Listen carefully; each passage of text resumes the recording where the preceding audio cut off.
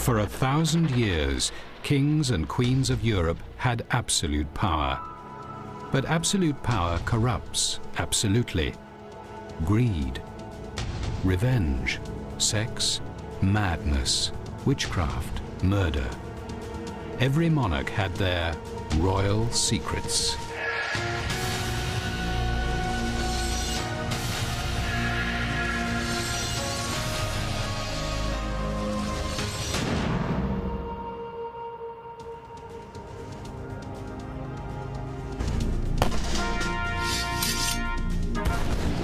Throughout history, monarchs held the terrifying power to make war. Their exploits could win glory in battle or bring defeat and destruction to their kingdoms. 3 such royals loved war: Prussian King Frederick the Great, his father Frederick William, and Richard the Lionheart of England. They have been remembered as warrior kings because they were warmongers.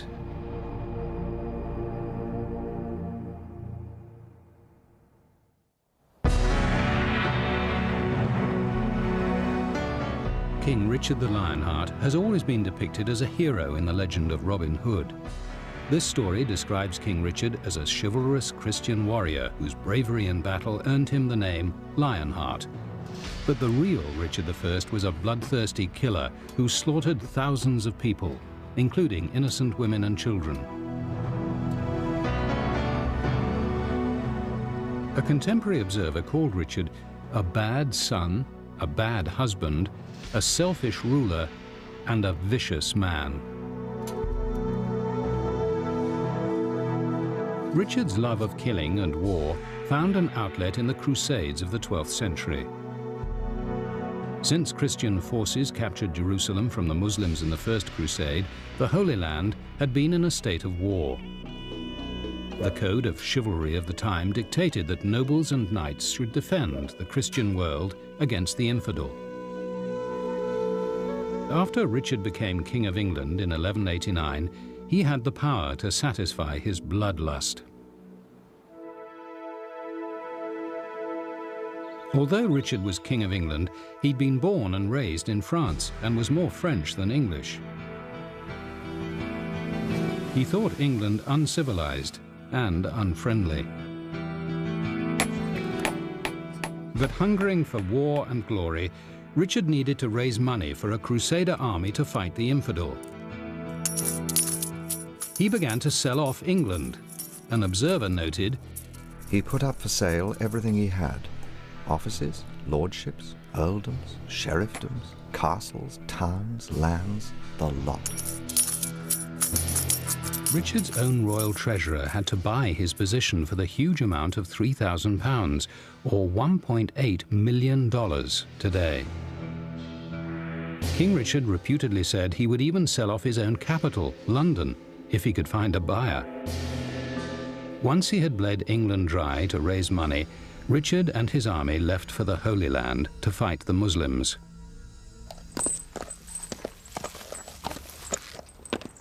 He joined forces with his French countrymen and added mercenaries, assembling the greatest fighting machine in the world at the time. The journey to the Holy Land was long and arduous. Richard and his army marched for 6 months just to get to the island of Sicily, an essential resting place for weary crusaders. Sicily was a friendly state ruled by Richard's distant relative, King Tancred.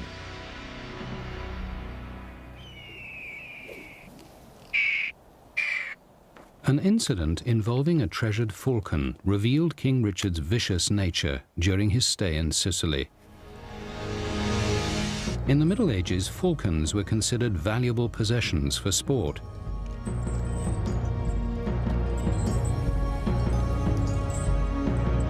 Richard stole one of the prize birds from a Sicilian noble. But when the owner asked for the bird's return, Richard was ready to kill the noble. Tancred had to intervene to save the man's life.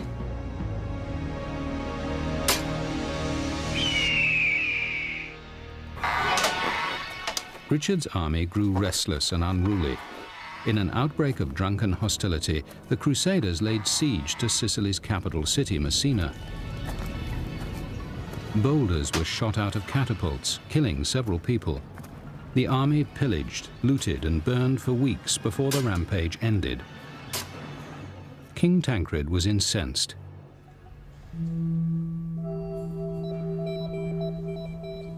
Realizing he had offended Tancred and needing to stop in Sicily on his return journey, Richard made amends by presenting the Sicilian king with a beautiful sword. It was reputed to be the famed Excalibur, King Arthur's legendary weapon. If it really was Excalibur, it was a priceless English treasure. But Richard didn't care. To him, it was just another sword. Richard and his army left Sicily and sailed eastward across the Mediterranean, headed for war. The bloodthirsty king had his first taste of killing before even stepping on enemy soil. As the fleet neared the Holy Land, Richard spotted a becalmed Muslim warship. A crusader dived beneath the ship and drilled holes in its hull. Water poured in, and 1,400 Muslim sailors jumped from the sinking ship. Richard took the survivors prisoner and then ordered them drowned. His ship was surrounded by bloated bodies.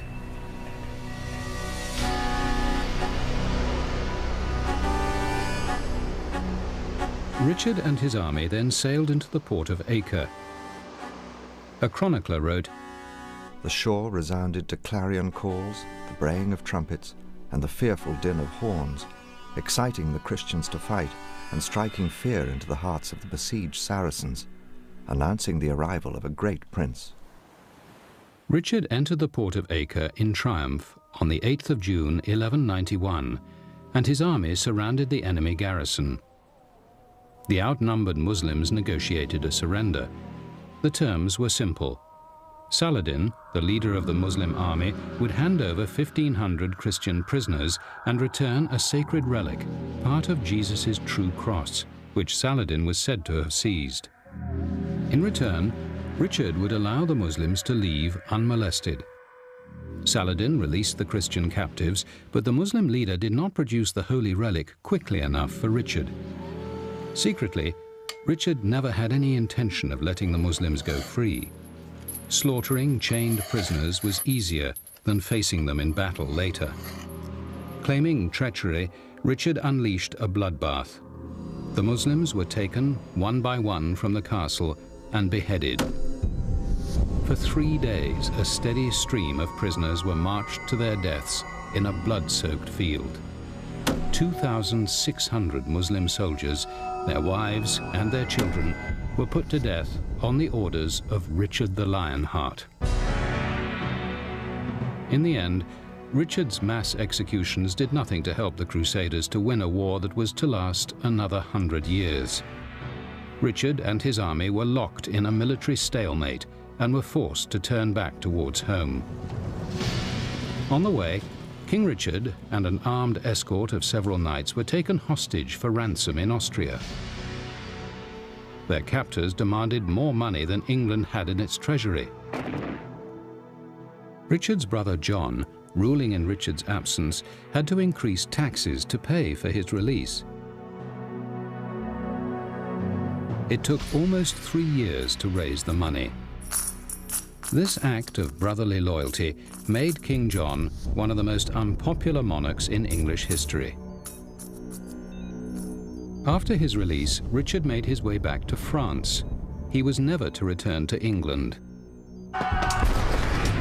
Pursuing his love of war, Richard was inspecting a siege at Chaillot in 1199, when a 14-year-old boy took a shot at him with a crossbow, lightly wounding him in the shoulder.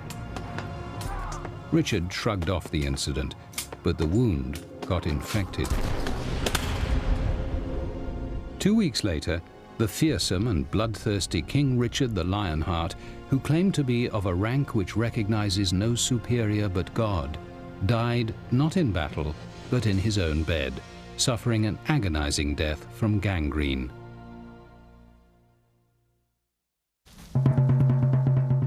500 years later, in northern Germany, King Frederick William of Prussia became one of the great warmongers of Europe. He laid the foundations of modern warfare and built a fearsome war machine, but never used it. It was left to his son, Frederick the Great, to put theory into practice and exercise the military might his father bequeathed him. Den Säbel hoch! The elder King Frederick William was fascinated with all things military, but unfortunately his reign coincided with a long outbreak of peace. He and the mighty army he created never had a chance to go to war.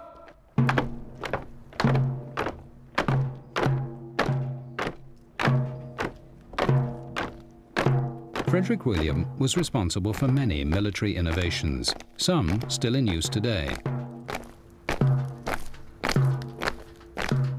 He introduced the idea of a permanent, fully paid, professional army, instead of using mercenaries. Die Fahne bei den Fuß! He gave his soldiers uniforms in Prussian blue, so they could recognize each other in the heat of battle. Ramrods were made of iron instead of wood, cutting down on breakages on the battlefield and increasing firing speed. But perhaps the greatest innovation was the rediscovery of Roman battle theories. Frederick William drilled his soldiers to march in step so they could move over the battlefield quickly. Previously, armies ambled along, having to stop and wait for stragglers.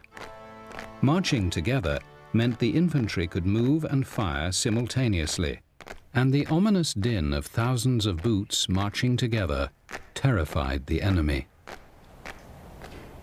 Eventually, Frederick William's military interests developed into a bizarre obsession. He began to collect tall soldiers, drafting very big men from all over Europe to join a regiment of giants. All over 6 feet, and some nearer 7, they were pampered, well-paid symbols of Frederick William's Prussian military might. Too valuable to be actually used in combat, the regiment was no more than ceremonial.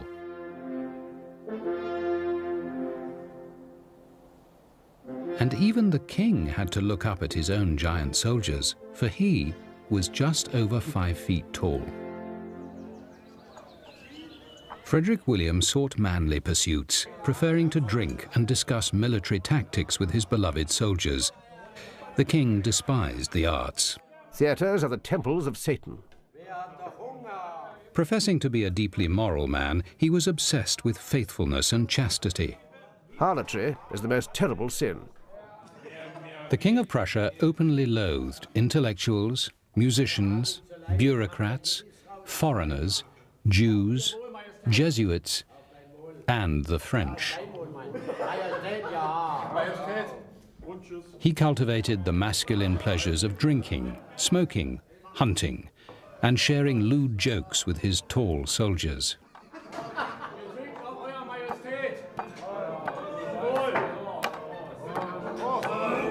Despite Frederick William's professed manliness, he was not averse to seeking comfort in the arms of his faithful giant soldiers. If women weren't available, he would gladly waltz with a grenadier.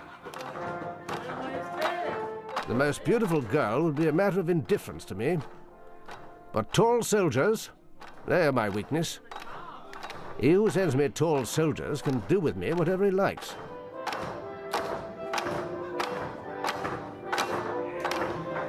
Cecilio Bertini. Hier.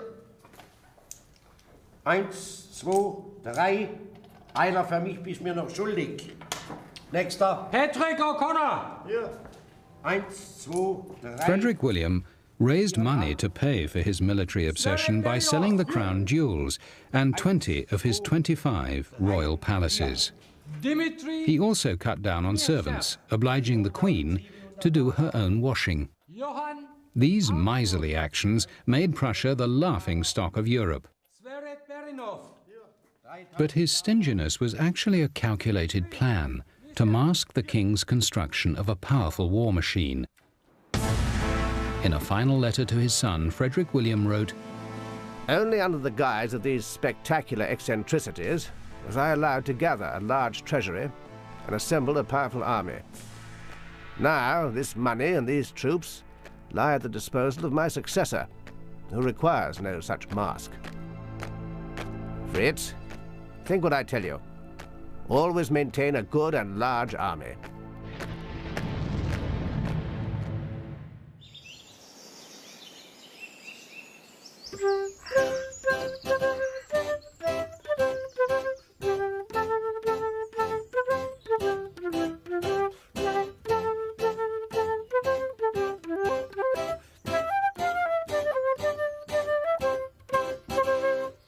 Frederick William's son and heir grew up in the shadow of his father's overbearing attitude and military obsession.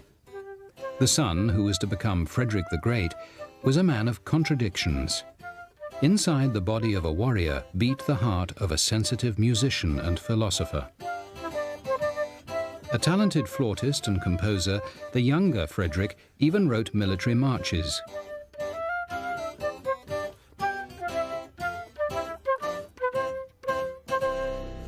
Frederick ascended to the throne after his father's death in 1740. Europe expected the young king would reduce his father's army and pursue an artistic life. But Frederick had other plans. Within weeks, he sent his troops into Austria in an unprovoked attack and unleashed 23 years of European war. The Prussian army dominated the battlefields as Frederick proved a dynamic and fearless leader. And after 2 decisive victories, Frederick became known as the Great.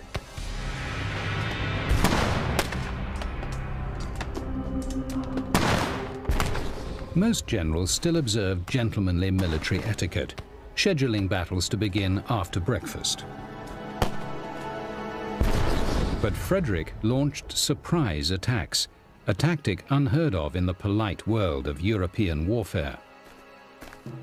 His father's innovation of lockstep marching made for a fast-moving army, enabling Frederick to carry out maneuvers other generals would never have dared, such as splitting his army to outflank the enemy or sending his cavalry uphill to take higher ground. Fighting both the French and Austrian armies at the same time, the pinnacle of Frederick's military career came in 1757. Though he was outnumbered 2-1, he marched against the French at Rossbach. Because of his father's innovations, the Prussian army was able to fire 6 rounds a minute, 3 times faster than their opponents. In addition, Frederick realized the enemy regiments were made up of foreign mercenaries. Without a common language, they could easily be thrown into disarray by unconventional tactics. Within 3 hours, the Prussians killed or captured 16,000 enemy, while losing only 500 of their own troops. Frederick next turned his attention to his other enemies, the Austrians. They thought Frederick would withdraw and regroup, but instead, Frederick advanced. Moving with astonishing speed, the Prussian army caught the Austrians unawares at the Battle of Leuthen and quickly routed them. In the space of less than a month, Frederick had defeated the 2 most powerful nations in Europe.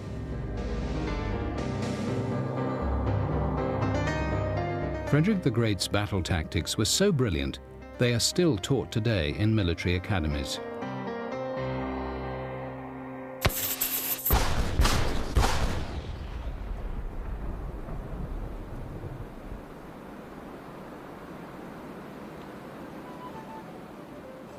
Between military campaigns, Frederick withdrew to his beloved palace, sans souci, which means without a care.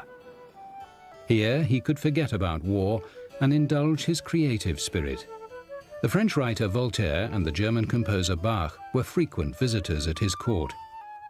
Presiding over gatherings of intellectuals and artists, Frederick the Great earned himself another title, the Philosopher King. he took up music again, and his compositions were highly regarded. Spain used one of Frederick's tunes as its national anthem for over 50 years, and his flute sonatas are still regularly performed today. His literary output was prolific. He once completed a 36-volume history of the church while besieging a town in Silesia. Here, in Frederick's personal library, are some of the thousands of verses, epic poems, political testaments, and military histories he wrote during his long reign. Every single word in French. Frederick felt his own language lacked subtlety and was coarse and vulgar. Not one book in this priceless collection is written in German.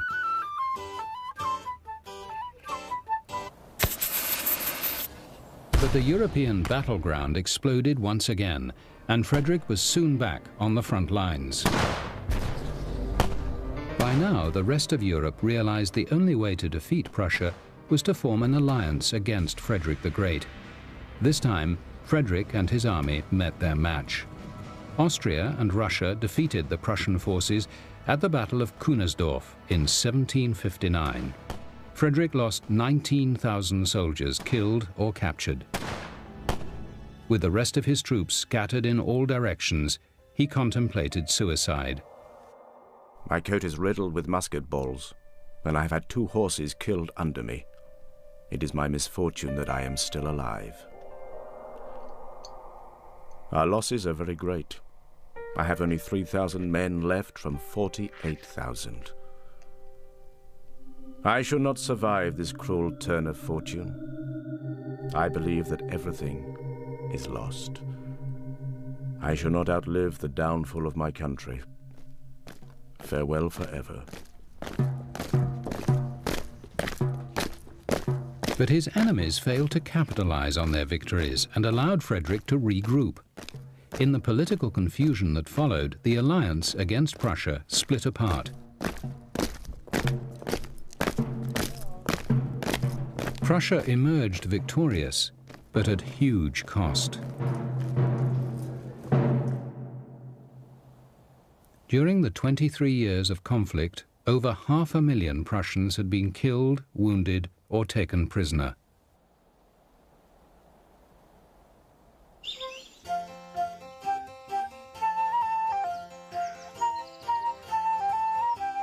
Frederick the Great lived out the last 20 years of his life at sans souci, without a care.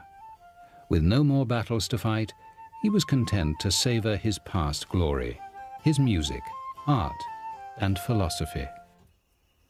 But remembering his father's advice, he kept his army in a constant state of readiness, just in case.